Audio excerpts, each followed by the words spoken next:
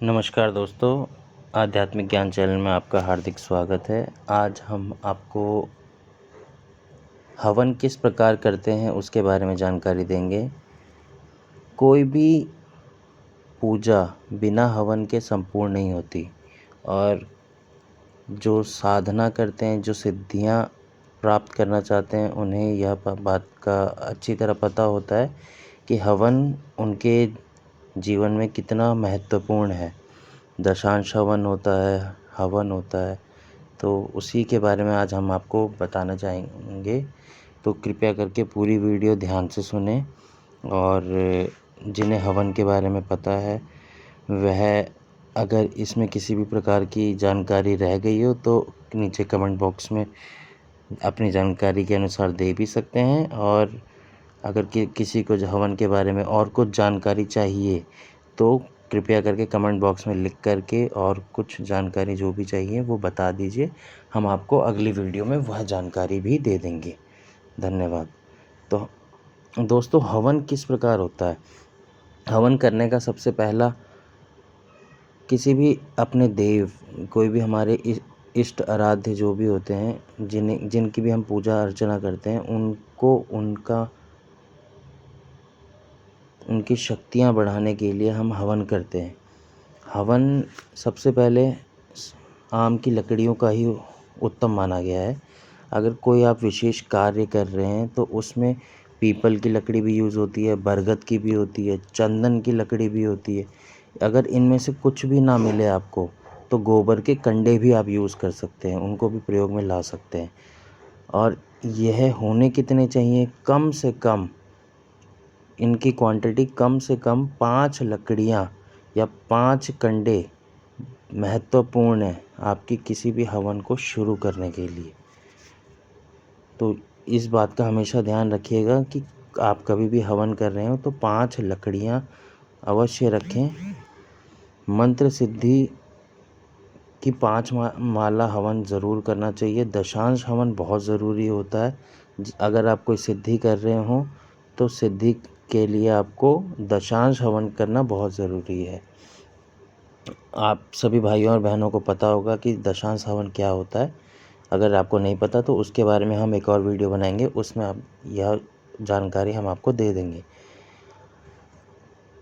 ग्रह शांति कैसे होती है और हवन सामग्री के लिए आपको अलग अलग चीज़ों की ज़रूरत पड़ती है।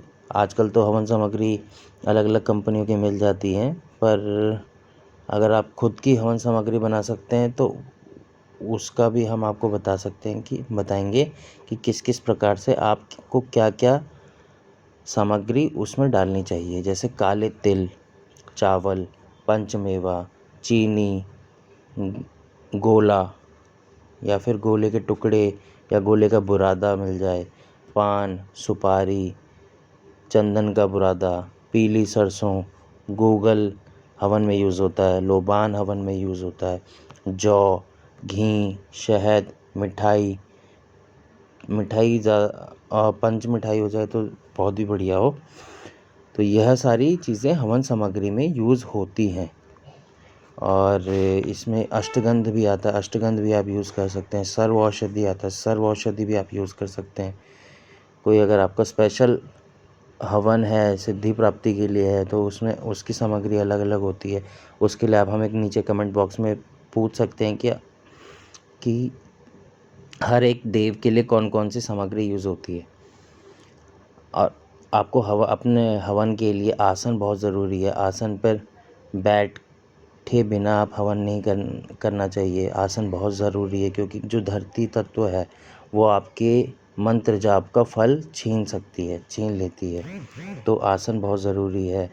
आपको एक लोटे में पानी होना ज़रूरी है। पानी के बिना आपका हवन पूर्ण नहीं माना जाता। तो कृपया करके पानी भी रखें। कच्चा दूध रखना चाहिए। दीप प्रज्वलित करने के लिए होना चाहिए क्योंकि अग्नि वहाँ पे साक्षी होगी। धूप रखनी चाहिए। जो आपके देव, जो इष्ट आराध्य जिनका आप हवन कर रहे हैं उनके लिए धूप रखिए। अब जब आप हवन शुरू करते हैं तो पहली आहुति किस की होती है? सर्वप्रथम आहुति अगर आपको पता है सर्वप्रथम आहुति किसकी होती है तो कृपया करके कमेंट बॉक्स में बताएं। सर्वप्रथम आहुति आपकी जो होती है वो पितृ देवताओं की होती है, क्योंकि जो पितृ होते हैं वो आपके घर के देव होते हैं। इनके बिना वो आपके घर के द्वारपाल होते हैं। इनके बिना कोई भी शक्ति आपके घर के अंदर प्रवेश नहीं कर सकती। उसके बाद आपकी जो दूसरी आहुति होती है वह होती है आपकी कुल देवता की, फिर कुल देवी की, उसके बाद गांव नगर खेड़े देवता की, फिर गुरु की आहुति होती है, गणपति महाराज जी की आहुति होती हैं। इस प्रकार करने के बाद आपकी जो जिस देव का आप हवन करने जा रहे हैं, जिस शक्ति का आप हवन करने जा रहे हैं, उनकी आहुतियाँ होंगी। अगर आपका दशांश हवन है तो आपकी जो जप संख्या के अनुसार जितना आपका 10वां हिस्सा बन रहा है जप संख्या का, उतनी आहुतियाँ आप अग्नि में देंगे उस मंत्र की, जिस मंत्र की आप वो आहुति देना चाह रहे हैं। और हर एक आहुति के साथ आपको स्वाहा लगाना ज़रूरी है। अगर आप कोई भी मंत्र कर रहे हैं, जैसे पितृदेवताभ्यो नमो नमः स्वाहा, कुल देवताभ्यो नमो नमः स्वाहा, कुल देवताभ्यो स्वाहा, कुल देवीभ्यो स्वाहा, तो स्वाहा लगाना बहुत ज़रूरी है दोस्तों, क्योंकि स्वाहा जो है, स्वाहा अग्नि देवता की अर्धांगिनी है और उनके बिना यह आपका हवन पूर्ण रूप से सफल नहीं माना जाएगा। तो यह आप ध्यान रखें कि स्वाहा ज़रूर लगाएं। स्वाहा के बिना आपका जो हवन है वह संपूर्ण नहीं माना जाता।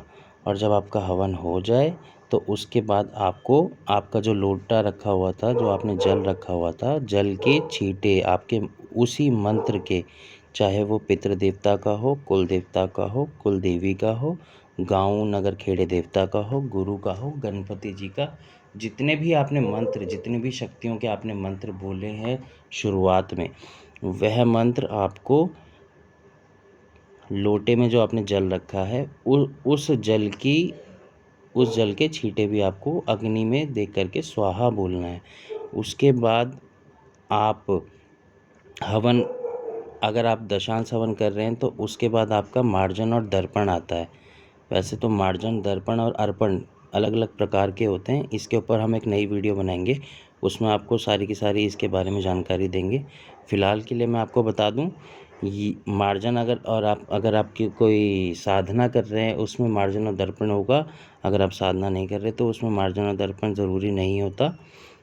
और थोड़ी देर वहाँ अपने हवन के आगे बैठ कर के अपने ईश्वर, अपने इष्ट आराध्य को नमन करें, उनको हाथ जोड़ें, अपने घर की उन्नति के लिए प्रार्थना करें। क्योंकि दोस्तों, बिना प्रार्थना करे कुछ नहीं मिलेगा आपको। आप प्रार्थना करेंगे तो आपके देव आपको देंगे। हमें अपने देव के साथ अपने संबंध, अपने रिश्ते इस तरीके से बनाने चाहिए कि वो हमसे बातें करें और हम उनसे बातें करें।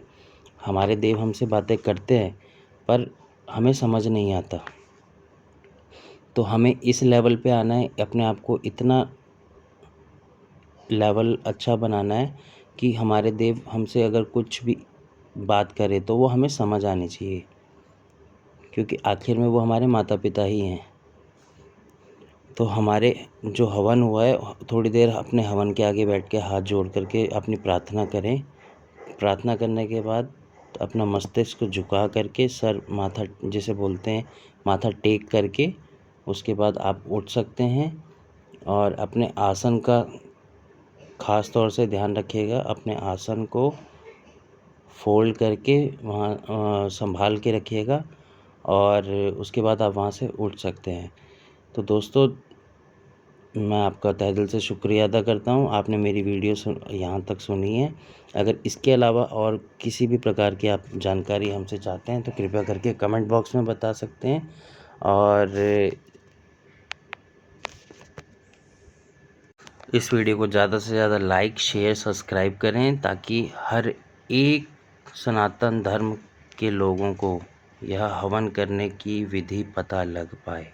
धन्यवाद दोस्तों। जय श्री महाकाल, हर हर महादेव।